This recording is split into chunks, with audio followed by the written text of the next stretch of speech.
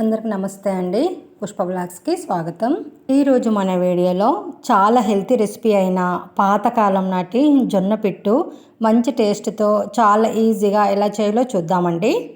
5 ఇంగ్రీడియంట్స్తో ఇంట్లో ఉన్న వస్తువులతోనే చేసుకునే ఈ జొన్న పిట్టు వల్ల ఎన్ని ఆరోగ్య లాభాలు ఉన్నాయో కూడా తెలుసుకుందాం. ముందుగా 1 కప్పు జొన్నలు తీసుకొని నీట్ ఒక 2-3 సార్లు కడిగేసుకొని నీళ్లు పోసుకొని ఓవర్ నైట్ అంతా నానబెట్టుకోవాలి. తెల్ల జొన్నలైనా పర్వాలేదు, పచ్చ జొన్నలైనా పర్వాలేదండి. నేనైతే తెల్ల జొన్నలే తీసుకుంటున్నాను. మా ఏరియాలో ఫేమస్ అయిన చాయ్ జొన్నలు ఇవి. అంతా నానబెట్టుకున్న జొన్నల్ని నీళ్ళన్నీ తీసేసుకొని మనం ఒక పొడి క్లాత్లో కాటన్ క్లాత్లో వేసేసుకొని ఒక 5 మినిట్స్ నీడకు ఆరబెట్టుకోవాలండి, వాటర్ ఉండకుండా. జొన్నల్లో ఉండే నీటి తడిపోతే సరిపోతుందండి. ఇలా మొత్తం ఆరబెట్టేసుకున్న తర్వాత ఇప్పుడు ఈ జొన్నల్ని మనము మిక్సీ జార్లో వేసేసుకొని పిండి చేసుకోవాలండి. సన్నగా చేసుకోవాలి పిండి. లోతుగా మూతి వెడల్పుగా ఉండే ఒక గిన్నె తీసుకోవాలండి. నేనైతే గుండి తీసుకుంటున్నాను. ఇందులో ఒక చెంబెడు నీళ్లు పోసుకోవాలి.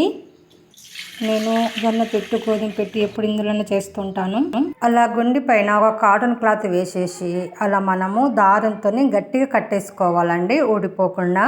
నేను చూపిస్తున్నట్టు. ఇప్పుడు మనము ఆ కాటన్ క్లాత్ పైన ముందుగా మన జొన్నల్ని పౌడర్గా చేసుకున్నాం కదండి, ఆ పౌడర్ని అంతా అలా సమానంగా వేసేసుకోవాలి.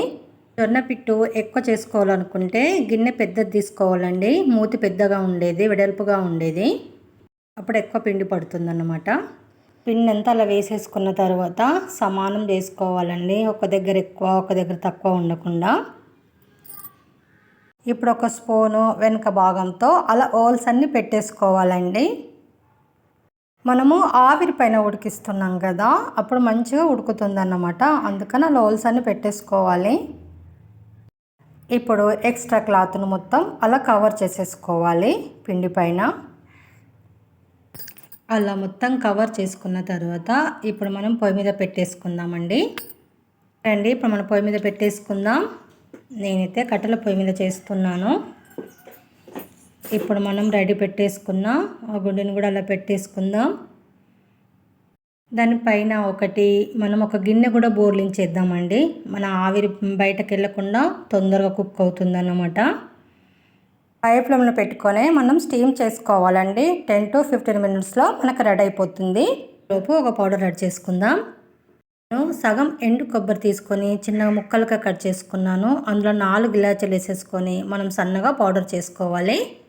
కరెక్ట్ 15 మినిట్స్ అయిందండి. ఇది రెడీ అయిపోయింది మనకు జొన్న పిట్టు. పండగ గుర్తండి, మనకు జొన్న పిట్టు అనేది ఒక ముద్దలాగా తయారైపోతుంది. అలా ముద్దలా తయారైందంటే మనకు జొన్న పిట్టు రెడీ అయిపోయినట్టే. హై ఫ్లేమ్లో పెట్టుకొని మనం 15 మినిట్స్ స్టీమ్ చేసుకుంటే జొన్న పిట్టు రెడీ అయిపోతుందండి, డౌటే ఉండదు. కొద్దిగా లైట్గా కలర్ కూడా చేంజ్ అయిపోతుంది, మీకు అనిపిస్తుందో లేదో. స్టీమ్ మీద కుక్ చేసుకున్న ఆ జొన్న పిండి మనకు రెడీ అయిపోతే మంచి స్మెల్ వస్తుందండి, అర్థమైపోతుంది అన్నమాట. ఓకే అండి, ఇప్పుడు మన జొన్న పిట్టు తీసేసుకుందాం. ముందు కట్టిన మన దారాన్ని తీసేసుకొని ఒక బౌల్లోకి వేసేసుకుందాం. జొన్న పిట్టు తినడం వల్ల కాళ్ళ నొప్పులు, నడుము నొప్పులు తగ్గి మనకు బలాన్ని ఇస్తుంది. ఎట్లా చేసే వాళ్ళకు కూడా ఇది బెస్ట్ రెసిపీ అండి. జొన్నలు అనేవి అందరికీ అందుబాటులో ఉంటాయండి. అందుకే వారానికి 2 సార్లు తినడానికి ట్రై చేయాలి. చూసాం కదా ఎంత ముద్దలాగా వచ్చిందో, అంటే మంచిగా స్టీమ్ అయిందన్నమాట. ఇప్పుడు మొత్తం అది కలిపేసుకుందాం. వేసుకున్న తర్వాత పిండి వేడిగా ఉన్నప్పుడే 1 కప్పు బెల్లం వేసుకోవాలి. 1 కప్పు జొన్నలు తీసుకున్నాం కదా, సమానం అన్నమాట. సగం కప్పు ఎండు కొబ్బరి పొడి వేసుకోవాలి. ఇంత బాగా కలిపేసుకోవాలండి, మంచిగా మిక్స్ అయిపోవాలి. 3-4 టేబుల్ స్పూన్లు నెయ్యి వేసుకోవాలండి. అది టేస్ట్ బాగుంటుంది అన్నమాట, దానివల్ల ఫ్లేవర్ బాగుంటుంది. నెయ్యి ఇష్టం లేని వాళ్ళు స్కిప్ చేసుకోవచ్చు. నేనైతే ఎప్పుడు వేస్తాను. అంతా బాగా కలిపేసుకోవాలి.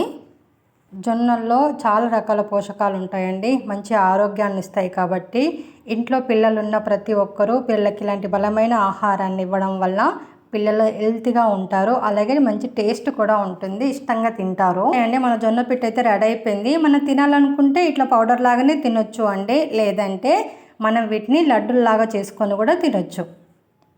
జొన్న పిట్టుతో లడ్డూలు చేస్తున్నాం కదా, ఎలా ఉంటుందో ఏమో అనుకుంటారేమో. చాలా టేస్ట్ ఉంటుందండి. ఒక్కసారి టేస్ట్ చూస్తే దాన్ని మర్చిపోలేమన్నమాట. మళ్ళీ మళ్ళీ తినాలనిపిస్తుంది, అంత టేస్ట్గా ఉంటుంది. ఈ జొన్న పిట్టు లడ్డూలో మనకు నిల్వ కూడా ఉంటాయండి, కానీ మనం స్టీమ్ మీద ఉడికించుకున్నాం కదండి, అందుకే ఎక్కువ రోజులు నిల్వ ఉంచకూడదు. ఎంతో రుచితో పాటు మంచి ఆరోగ్యాన్ని, శరీరానికి బలాన్ని ఇచ్చే ఈ జొన్న పిట్టును ఎలా తయారు చేయాలో చూసాం కదండి.